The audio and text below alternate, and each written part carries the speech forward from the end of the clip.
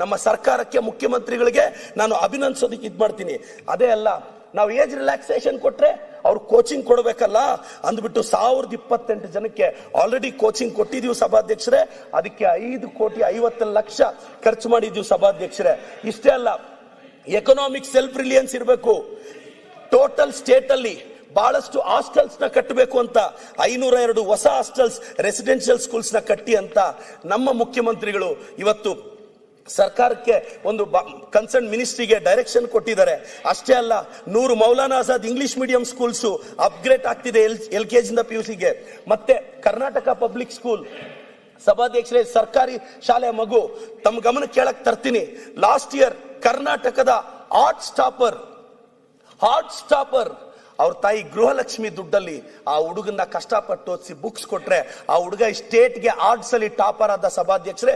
ಇದು ಗೃಹಲಕ್ಷ್ಮಿಯ ತಾಕತ್ತು, ಪ್ರತಿ ಗೃಹಿಣಿಯರ ತಾಕತ್ತು. ನಾನು ಪ್ರತಿ ಕರ್ನಾಟಕದ ಪ್ರತಿ ಹೆಣ್ಣು ಮಗಳನ್ನ ಒಂದು ರಿಕ್ವೆಸ್ಟ್ ಮಾಡಕ್ ಬಯಸ್ತೇನೆ. ತಾಯಿ, ತಿಂಗಳಿಗೆ 2,000 ನಮ್ಮ ಸರ್ಕಾರ ಕೊಡ್ತಿದೆ. 5 ವರ್ಷ ತಿಂಗಳಿಗೆ 2,000, ಬಸ್ಸಲ್ಲಿ ಹೋದ್ರೆ ಫ್ರೀ, ಗೃಹ ಜ್ಯೋತಿ ಫ್ರೀ. ಕರ್ನಾಟಕದ ಪ್ರತಿ ಗೃಹಿಣಿಯ ಆಶೀರ್ವಾದ ನಮ್ಮ ಸರ್ಕಾರದ ಮೇಲೆ ಇರುತ್ತೆ ಅಂತ ಆ ಭಾವನೆಯಲ್ಲಿ ಖಂಡಿತವಾಗೂ ಇದೀನಿ ಸಭಾಧ್ಯಕ್ಷರೇ. ಅಷ್ಟೇ ಅಲ್ಲ, ಕನೆಕ್ಟಿವಿಟಿ ಇರಬೇಕು. ಕನೆಕ್ಟಿವಿಟಿ ಇಲ್ಲದೆ ಇದ್ರೆ ಯಾವ ಸಿಟಿನೂ ಡೆವಲಪ್ ಆಗಲ್ಲ ಅನ್ನೋದು ನಮ್ಮ ಸರ್ಕಾರದ ಉದ್ದೇಶ. ಅದಕ್ಕೆ ಬಹಳಷ್ಟು ದುಡ್ಡನ್ನ ಇದು ಮಾಡ್ತಿದೆ. ಟೂರಿಸಂ ತಮಗೆಲ್ಲ ಗೊತ್ತಿರ್ಬೇಕು ಸಭಾಧ್ಯಕ್ಷರೇ, ಮಹಾತ್ಮ ಗಾಂಧಿ ಅವರು ಇಂಡಿಯಾಗೆ ವಾಪಸ್ ಬಂದಾಗ ನಾವು ಅದನ್ನ ಇವತ್ತು ಪ್ರವಾಸಿ ಭಾರತೀಯ ದಿವಸ್ ಅಂತ ಸೆಲೆಬ್ರೇಟ್ ಮಾಡ್ತೀವಿ. ಟೂರಿಸಂ ಪಾಲಿಸಿ ಇರಬೇಕು. ಟೂರಿಸಂ ಇದ್ರೆ ರೆವಿನ್ಯೂ ಜನರೇಟ್ ಆಗುತ್ತೆ. ಇವತ್ತು ನನ್ನ ಕ್ಷೇತ್ರದಲ್ಲಿ ನಂದಿ ಹಿಲ್ಸ್ ಇದೆ, ನನ್ನ ಕ್ಷೇತ್ರದಲ್ಲಿ ಮುದ್ದೇನಹಳ್ಳಿ ಇದೆ, ಇವತ್ತು ನನ್ನ ಕ್ಷೇತ್ರದಲ್ಲಿ ದೊಡ್ಡ ದೊಡ್ಡ ಆರ್ಗನೈಸೇಷನ್ಸ್ ಇದೆ. ಇವತ್ತು ಟೂರಿಸಂ ಬಂದಾಗ ಸ್ಥಳೀಯವಾಗಿ ಎಷ್ಟು ಅನುಕೂಲ ಆಗುತ್ತೆ ಅಂತ ಅದ್ರ ಬಗ್ಗೆ ನನಗೆ ಗೊತ್ತು ಸಭಾಧ್ಯಕ್ಷರೇ.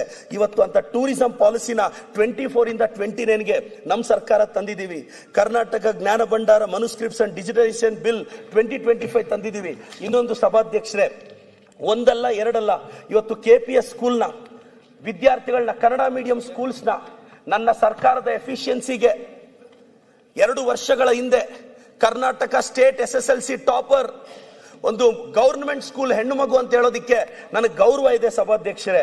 ಅಷ್ಟೇ ಅಲ್ಲ, ಇವತ್ತು ಬಹಳಷ್ಟು ವಿಚಾರಗಳಲ್ಲಿ ನನ್ನ ಸರ್ಕಾರ ಅಭಿವೃದ್ಧಿಯಲ್ಲಿ ನಿಂತಿದ್ದೀವಿ. ನನಗೊಂದೇ ಒಂದು ಶಾಸಕನಾಗಿ, ಸಾಮಾನ್ಯನಾಗಿ, ಯಾಕೆ ಕರ್ನಾಟಕದ ಮೇಲೆ ಕೇಂದ್ರಕ್ಕೆ ಎಷ್ಟು ಕೋಪ ಅನ್ನೋದೇ ಸಭಾಧ್ಯಕ್ಷರೇ.